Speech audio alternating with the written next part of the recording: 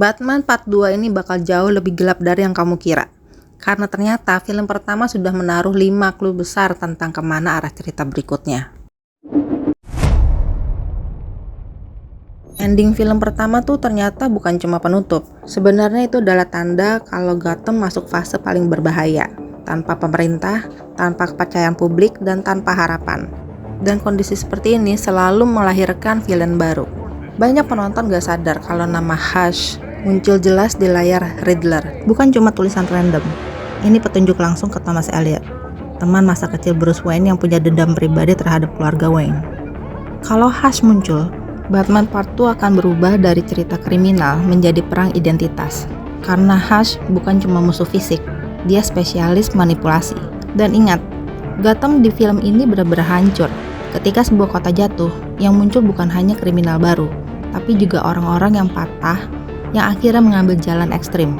Itulah kenapa film kedua ini hampir pasti akan menampilkan villain yang lahir dari kekacauan, bukan yang jatuh dari langit. Di titik ini, Court of Owls jadi semakin masuk akal, karena Reeves membangun Gotham sebagai kota yang dikendalikan bayangan, organisasi gelap, dan keluarga kaya yang menyembunyikan sejarah busuk. Court of Owls bukan sekedar cult, mereka adalah penjaga rahasia Gotham yang menganggap Batman sebagai ancaman terbesar. Tapi satu lagi teori yang paling masuk akal adalah kemunculan Mr. Freeze versi grounded. Bukan manusia es, bukan superpower, tapi ilmuwan tragis yang terjebak eksperimen ilegal demi menyelamatkan orang yang ia cintai. Reeves pernah bilang, "Saya ingin villain yang tetap terasa nyata." Dan cerita Freeze cocok banget dengan dunia Gotham yang keras. Dan tentu saja ada Joker. Tapi ia bukan muncul sebagai big villain, dia adalah bayangan yang mengamati. Pengingat bahwa Gotham selalu punya sisi paling gelap yang belum tersentuh. Kemunculannya kemungkinan bisa jadi katalis, trigger, atau pemberi tekanan psikologis untuk Batman.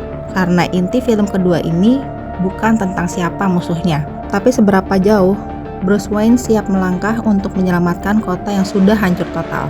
Batman versi Pattinson bukan superhero. Dia detektif yang berjuang di kota yang menolaknya. Dan dengan semua clue yang sudah ditinggalkan di film pertama, banjir Gotham, teaser Hush, korupsi yang mengakar, kemungkinan Court of Owls, dan Joker yang mengintai, Batman Part 2 berpotensi menjadi film Batman paling gelap dan paling investigatif dalam 1 dekade terakhir.